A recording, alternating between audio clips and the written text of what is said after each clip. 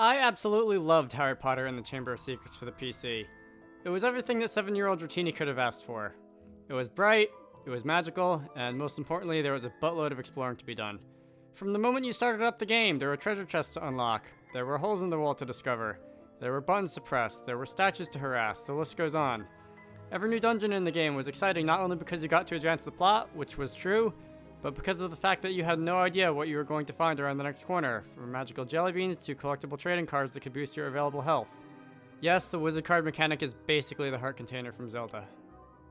Fast forward a year or so to the next PC game in the series, Harry Potter and the Prisoner of Azkaban. On the surface, it's the same thing as the Chamber of Secrets, except bigger and grander. You get to play as Harry, Ron, and Hermione this time. You get 3 cool new spells to mess around with. Get it? Cool? Because one of them is Glacius? Never mind. And the castle is bigger and closer to that of the movies than ever before. And the secret areas. The game is jam-packed with secret areas. Except, something's different. There's just something missing from Prisoner of Azkaban that prevented me from enjoying it as much as Chamber of Secrets. You have the same Lumos gargoyles, you have the same Alhamora chests, you have the same Spongify mats. What gives? Hang on. You may be onto something there. The Spongify mats. What is it about those little blue and green patches of carpet that makes Prisoner of Azkaban so fundamentally different from Chamber of Secrets? The key difference is that in Chamber of Secrets, Spongify is a spell that you learn midway through the adventure. Quite a long way, in fact. For most of the time you spend in Harry's second year at Hogwarts, you walk back and forth past the Spongify mats on the floor and you can't really do anything with them, and they just kind of sit there staring right back at you going, guess what you'll be able to access later if you keep playing? They're basically taunting you, encouraging you to keep pushing forwards. This is particularly evident in the bottom floor of the grand staircase, where there's a wizard card that's left in plain sight of the 3rd and 4th floor landings that you can't really collect until near the end of the game. As well as on the top of the stairs in the entrance hall, where you can both see and open the treasure chest that's only an oh-so-small Spongify leap away. In Prisoner of Azkaban, on the other hand, this never happens, not even once.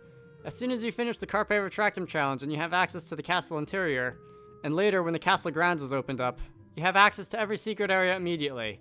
And as much as 9-year-old Dragonair might have enjoyed blazing through the castle grabbing every single collectible right out of the gate, it made the rest of the game feel somewhat drier and blander with nothing of consequence to look forward to. That's not all though, as it happens. In a surprisingly high fraction of the secret areas in Chamber of Secrets, there are secrets... Dare I invoke the glee of the weirdos who still think Inception jokes are funny? Okay, there are secret areas within secret areas. And sometimes they go even deeper than that. Take, for example, the one out in the grounds where you have to cast Alhamora on a wall, Defendo on a vine, Lumos on a gargoyle, run halfway across the grounds to find a wall that lights up, jump on a tile, and finally cast Spongify on a mat that sends you catapulting through the sky and over to the wizard card perched on a ledge in the castle wall.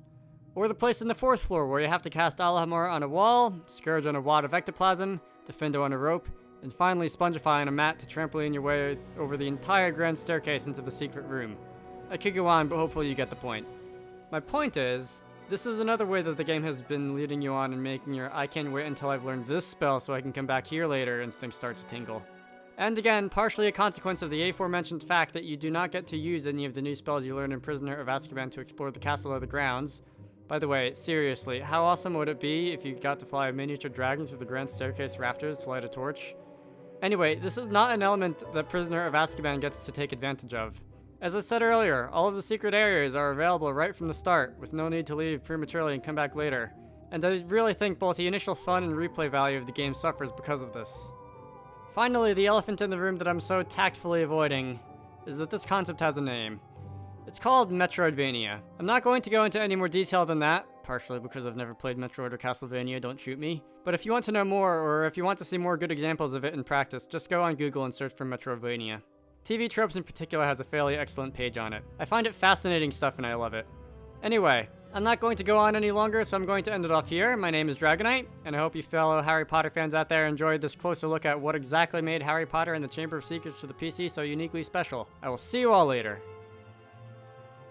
Now, because I know that people are going to be bringing these up in the comments, yes, I remember that portrait passwords exist. These are sort of the same. Yes, a lot of them are rather objectively entertaining. I'm looking at you, Bibble. And you can see that they all exist before you can access them, but those are gated by a number of cauldron cakes that you have rather than your spellcasting abilities. It sort of counts. but they don't lead you on quite as effectively as the other secrets in Chamber of Secrets do, so I won't give them full credit. I will see you all later.